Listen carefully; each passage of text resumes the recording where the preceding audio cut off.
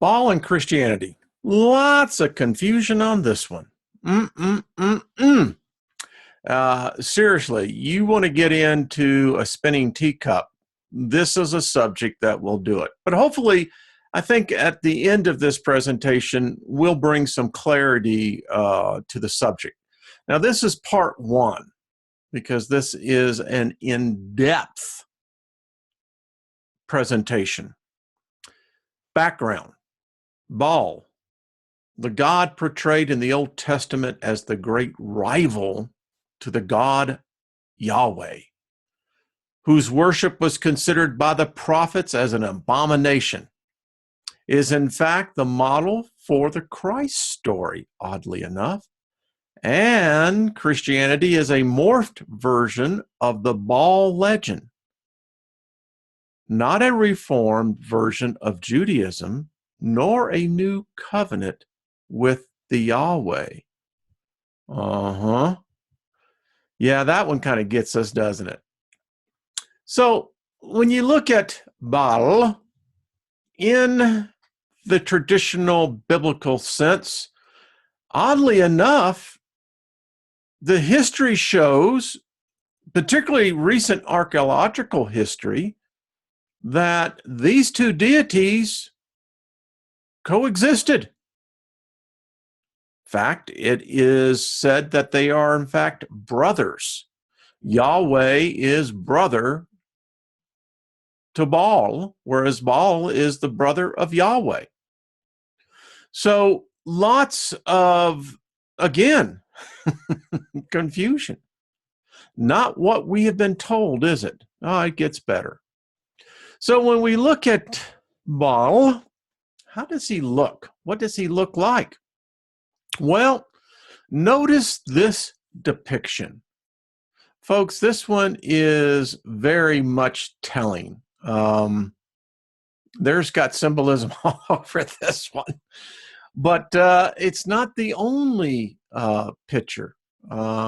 Here's one of Baal slaying the dragon that the Jesus, who Baal came to rescue from the dragon. And thus you get the legend of St. George. Yeah, a little different, isn't it? And then you get this one of a creature that has horns growing out of its head, but loving humanity, suckling humanity, protecting humanity, a friend of humanity. And this is where our story begins. Because as history is now beginning to show, we may have the wrong gods in the wrong position. The one that's there now is proving to be no friend to humanity. And the one that's reviled and despised may in fact be the one who is the true friend. This work is taken from a work by Glenn Young, who has done an incredible amount of research in bringing out the facts. And as more and more archaeological finds are brought to the world, and we begin to understand the cultures that have been lost for millennia, we're now beginning to find out it's a different story. So it is the blending of politics with cultural history and with religious history. They all dovetail together. Now, this presentation is how the rivalry between the cult of Yahweh and the worshipers of Baal helped to create Christianity. And we'll be discussing in length the religious intolerance in the Western world. In fact, when measured to the history of humanity, the record shows that this thing called Christianity has murdered more innocent human beings than any other religion ever on the planet.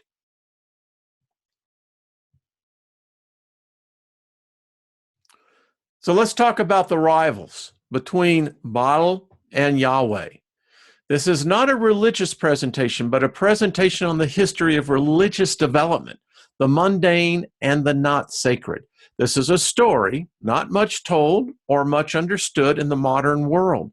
This is the story of the rivalry of Baal and Yahweh, brothers, and how, in fact, Baal really won out over Yahweh. But for the longest period of time, it has been suppressed. And by the way, Baal is not the devil. Baal is the beloved God. Yeah, I know. Here's some of you talking right now. I can read your minds. Let's continue. We live in a Christian-dominated West that knows little about the rivalry except what we have been taught was in the Bible, which is obviously very pro-Yahweh. That's what the book is.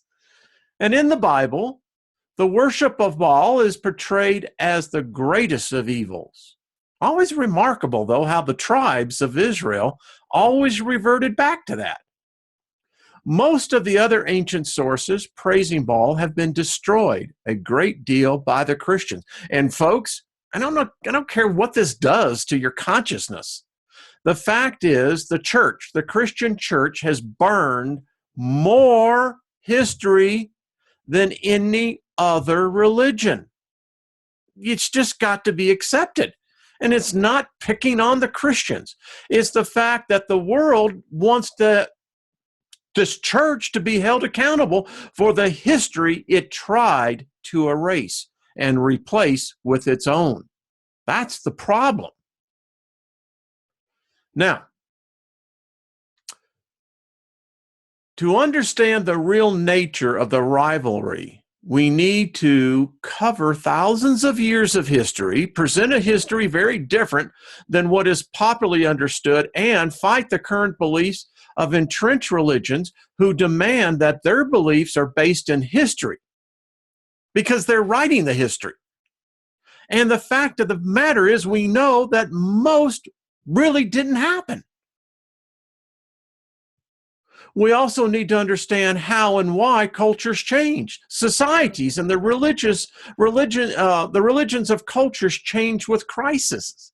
And crises are caused by four things: external factors, invasions, lost wars, those kind of things; environmental changes, drought, changes in river courses; internal crises, politics, upheavals, coups, population imbalances, over and under, populations that die out because the generations are not reproducing, or it could be a combination of all the above. Now, you have to understand how the Hebrews became the Israelites, and how the Israelites became the Judeans and then became Jews. We also need to understand how the Roman Empire, its rise and its fall, and how the Baalist religion became a major element of Christianity. If you will understand and read history, you will find that the makers of Christianity were very much involved in the worship of Baal. Now, there was a rival to that, none too happy about this, and a compromise was reached. It's what we call the Bible today. We need to understand the crisis that led to these changes in society itself.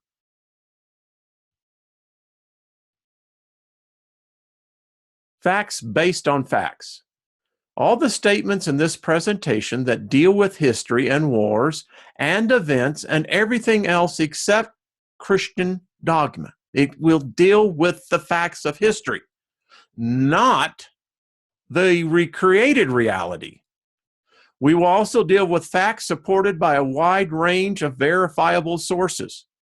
And all the statements on the rise and fall of empires and mass slaughters by the Christians are not disputed by history.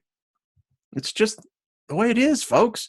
And in order for us to go forward, we have to reconcile the past. It's just that simple. This confirmable history is not well known because it often conflicts with the Christian view of history. What the church wants everyone to think is that only the Bible and the Bible stories are important. Everything that went before was false and evil and of little consequence, and they alone were persecuted for their beliefs. And what is in the Bible is truth. And all of these are contradictions. And for 1,700 years, the church threatened torture and death to any who challenged the biblical truth. I mean, if you looked at all the blood that was spent by those who challenged this theology, it's only been in the very recent past, and I mean recent, last 300-400 years, that a person like myself could actually speak out against the church, speak out against the Bible, and not be in fear of having my head chopped off or my wife, children, and everyone else burned at the stake. Or worse. To get beyond the Christian truth, we need to know about Baal himself. What is this deity? What we know now from sources other than the Bible is this, that for thousands of years of history, in most developed areas of the West, and despite what the church would have us believe, it was Baal that was well known and the loved God. And it was Yahweh that was despised, hated, and was of little importance. And if not for the small little clans, was virtually unknown, whereas Baal was well known. Again, if it was not Baal himself who was loved, it was Baal in other forms and other names, including the Greek god Zeus and the Roman Jupiter. The Baal-like gods dominated religious life in much of the Mediterranean basin and continued to do so for thousands of years. And here's the other thing. Most people have got this crazy idea that, well, it was the Garden of Eden, and, there was just these two people, and they just walked out in the whole world, and there was nothing else out there, and that's where everything started. Wrong. Not even close. It's a myth. But yet, people will actually think that the world is less than 6,000 years old, and that the genealogy, that's listed in the Bible is somehow fact. And therefore, you can reconcile that the world is only 6,000 years old. That's how they do it. Baal was a remake of a far more ancient god. Bel of the Babylonians and Bel came from a far more ancient stories. The Akkadians and before even the Sumerians. All these stories moved from the east to the west and morphed over time, at least 6, perhaps 12,000 years before the time of the story of the Christ. Now, Bel was Babylonian. Stories 5,000 years, passed on as Christian myths of St. George. Yeah. So much of this is today in modern Christianity. People don't like to believe that, but it's the truth. So despite what the church would have us believe, for the most of the 2,000 years from Abraham to the Christ, there was not much of a rivalry between Baal and Yahweh, except for the preaching of a few prophets. For most of history, real history, Baal was the dominant god of the area. And if not, much of the West, the Mediterranean basin, folks. And we're going to learn about a people that dominated, were much smarter than the Hebrews, more advanced than the Hebrews, had dominated. They were great. The Hebrews were nothing, folks. They were a little clan. But the way you have it today, you would think that the world itself originated there. The followers of Yahweh were simple, but they played a part in history, obviously. For thousands of years, it was Baal who was the god of many prosperous and successful cities and whole regions of the ancient world. It was the followers of Baal who created the first great empire in the West, stretching from the mountains of Lebanon to the Atlantic Ocean. It was the Baalists who created the foundations of all the great ancient cultures that followed. Despite what the church would have us believe, it was Baalism that was the foundation of all Greek and Roman gods. As we will see, it was another remake of Baal that was the foundation of Christianity itself. And what the church didn't want us to know is this: the fact it was Baal in that name who was the first choice of the Roman emperors to be the one and true God of the empire.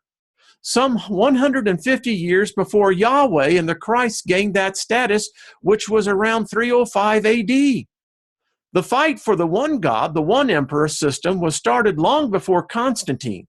There were at least 3 alternatives tried before Yahweh and Jesus finally took. Now remember, Christianity did not have a God, and they were based upon the Roman government, monotheism. And so there you had the male matriarch dogma. This is what we have. And what most people don't understand was that there was no Christianity until Constantine. Most people have no understanding that they were, at best, sects, S-E-C-T-S, cults of all different various kinds. The same thing that has happened to Christianity today. Christianity is a fractured religion, over 30,000 different denominations. How can that be one unified religion? And what happened at the very beginning is happening at the end. It's just a fact. And while this glory was happening to the followers of Baal, the followers of Yahweh were confined to 2 small, weak, and unimportant little kingdoms, who were all but erased from history and seemed at the time to have added very little new to the culture of their region. Monotheism seemed very odd at the time and also was not even considered as an original concept of the Yahweh cult. But with the triumph of Christianity in the West and its adoption of the Old Testament in more recent times, Yahweh seems to have won out, and we have accepted the Bible stories as being true. The world has mostly forgotten the success of the followers of Baal. For Baal, the evil that one does lives after them. With the triumph of Christianity, as expected, Baal, the old arch-rival of Yahweh, was deified and became the prototype representation of the devil, Satan. Remember, folks, the devil didn't exist before Christianity. Satan didn't exist before Christianity, at least not in the form. And Lucifer doesn't exist at all. Never existed in the Hebraic, never existed in the Sumerian, the Akkadian, the Mesopotamians, the Babylonians. Doesn't exist. The rituals associated with Baal became the model of hell. Burning in hellfire was based in large part on Baalism ritual of human sacrifice. And folks, if that repulses you, get used to it. Because that's where all religions has its basis in human sacrifice. It's a fact. As it's stated in the Bible, the passing of the children through the fire. What the church didn't want us to know is that in his time, Baal was the most popular of the gods, and he was such for thousands of years. He was the dominant god far longer than Christianity has been dominant. You see, Christianity is just another player. 5,000 years, there's going to be a new religion and a new god. To understand this evolution, this morphing of Baal to both become the devil and Christ, we need to understand that. You see, you don't realize it, but that's the foundation of this belief system. Now, the Mormons believe that Jesus and Satan are brothers. The Catholic Church worships as Lucifer and states as such that Jesus is the son of Lucifer. Popular religions don't really fade away, but just change names and stories a little bit. It's called Hellenization. You are a Hellenist. That's what Christianity is. It's a Hellenist religion. In fact, I would dare say all religions are Hellenist religions. And the Jesus story is clearly part of an ancient tradition associated with Baal and Baalism. In fact, you can go back to Osiris and further back. The story of the virgin birth was not a Christian or Jewish concept. It's just a fact. Again, they borrowed it. Therefore, to understand this concept of Jesus as Baal, we need to understand what the church has tried to keep from us from knowing. We need to unlearn what commonly hold as truth. We need to learn what is now known to be fact outside of the biblical truth, because the biblical truth is not truth. We need to look beyond the church telling us of the story and controlling the narrative. That's what has to happen here. The effort to end the grip of the church in controlling the narrative of history is not new. Many, many, many of the past have attempted to do this. What they didn't have, which we have today, is archaeological evidence, technology that can't be disputed. I think when you think about over the centuries, how many have tried to come out and show that there's a different truth than the Bible. Most of our founding fathers here in America were deists.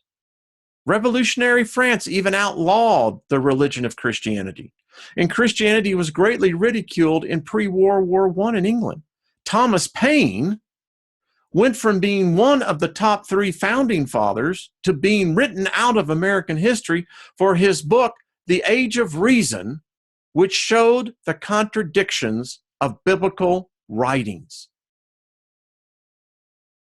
Today, most of Europe is only technically Christian, with less than 10% of the church attendance in many countries.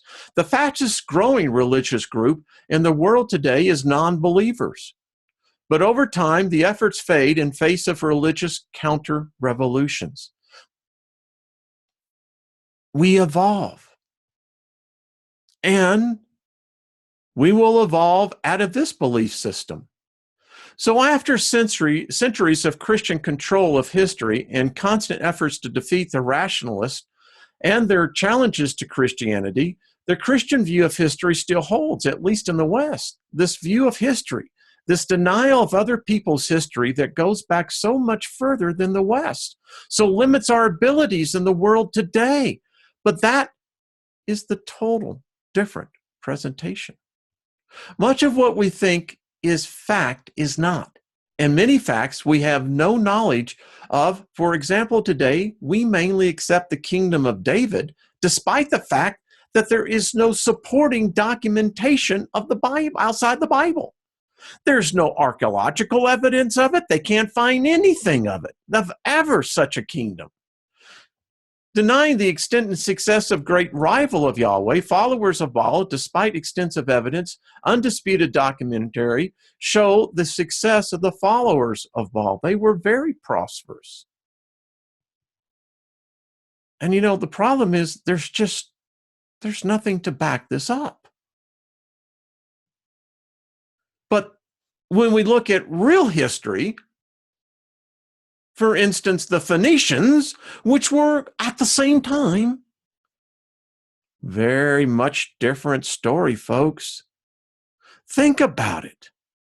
You're trying to rationalize an Old Testament as the foundation of world history, and it has nothing to do with world history at all.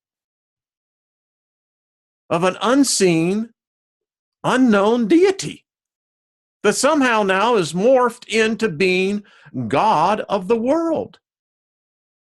We know that the term Baal refers to many things, including a particular god with a particular tradition, mainly the chief storm god of the Phoenician Canaanite culture. And it's the Canaanites, folks. They were there before the Hebrews. They fought the Hebrews and they won. They never went away. The Hebrews never conquered Canaan. The Canaanites still to this day, their ancestry is still in the region. And the collective beliefs of the Phoenicians, or Baalism, such as the term in Hinduism, Baal, as the term simply means God, or more precisely, Lord. So every time you say Lord Jesus, what you are saying, Baal is Jesus. And you may not like that. You may absolutely just make your skin crawl when I say that. But you have got to understand the title of Jesus, which doesn't exist. There never was a man named Jesus. You got to get that into your head. So when you take the title Jesus as Lord, what you literally are saying, and it translates this, that you are saying Jesus is Baal. Or my Lord and Savior is Baal is my Savior. And saying Baal as the Lord, both human Lord and divine Lord, was used for thousands of years, folks. The Christians just stole it. But there's so much more when you realize how many names that you are probably praying that, again, you don't even know what you're praying to. To understand how Jesus is Baal, we need to know a lot of history and the crisis that changed the world from outside of the Bible. We need to understand that little in the Bible about the development of the Israelites is historically correct. The Chronicles and Kings, while not supported by facts, were written to support a minority religious sect called the Yahwist. It's how it is.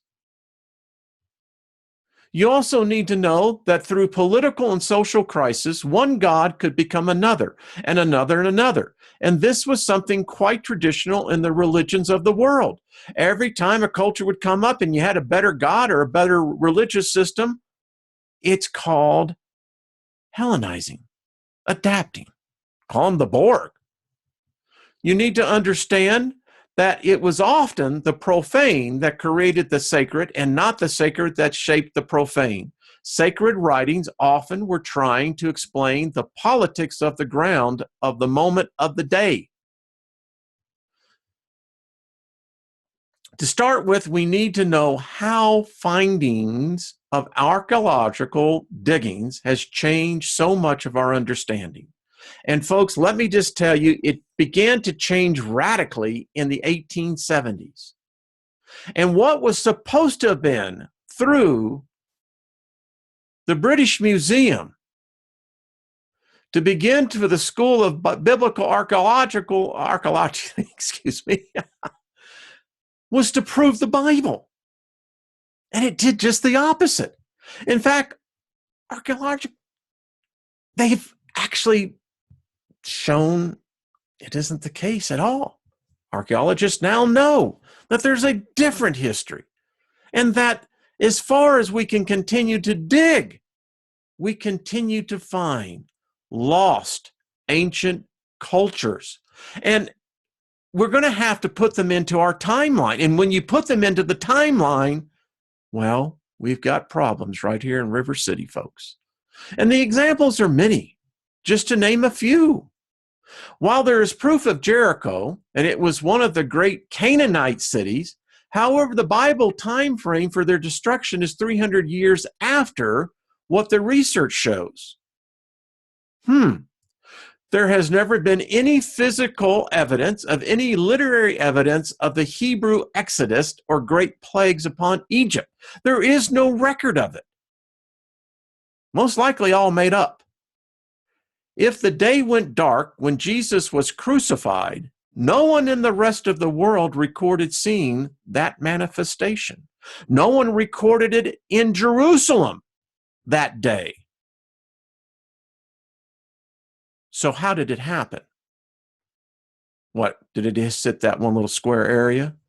Archaeology has given us great new insights into history, and especially the success of the followers of Baal.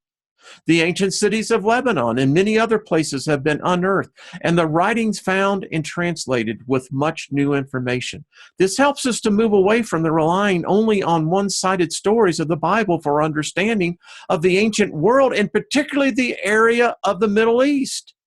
One of the most important findings of all of history is that of Ugarit in Syria, an 18th BC major city of great design and beauty. There it is, right there.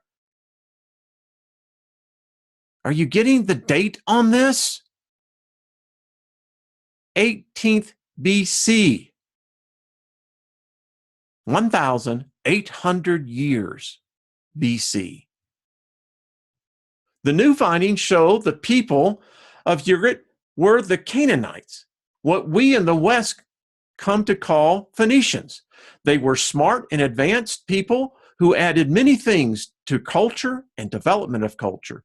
They were perhaps the first to recognize that human speech consists of only a finite number of atomic sounds, and all that was really needed was a symbol for each. They developed 30 symbols from which the alphabets of all phonetic languages are derived. Yes, all: Hebrew, Latin, Sanskrit, Aramaic, Arabic, Greek, English. The names of most letters in the Greek Phoenician alphabet are clearly related to all the others. There's their alphabet. The Phoenicians, a Greek term referring to the purple color cloth trade good, are usually described to us today as the people from only the areas of present-day Lebanon. In fact, all of what is considered Canaan and much more of the Near East from the time of Abraham to David and its famed cities of Jericho, Sodom, and Gomorrah were in fact Phoenician in language, culture, and religion. The Phoenicians were the Canaanites, and the Canaanites were the Phoenicians. We know this from their own writings. And in part of the writings we have recovered from the tablets, the 14th century BC. These people we call the Phoenician called themselves the Kiani, or Kiana, the Canaanites. As found through the libraries of Ugarit, these people were the source of many of the things found in the Bible, copied from this far more ancient culture, word for word in some cases. Many psalms of the Bible were found almost precisely in earlier writings at Ugarit. Folks, we're talking 1,500 years before it was supposed to have been written in the Bible. Festivals similar to Passover and related holidays were celebrated in Canaanite cities as a harvest festival long before the Exodus. In addition, in the libraries of Ugarit were found the religious texts of the Canaanites. The Baal cycle was found almost complete by the archaeologists, and many stories of the Bible, including similar stories to a Savior, are found in this epic poem in different form and with different names, but the stories are similar. The Canaanites, contrary to the Bible view of them, were a very important people of the ancient world. Even as the Bible shows, they had major cities throughout the land of Abraham.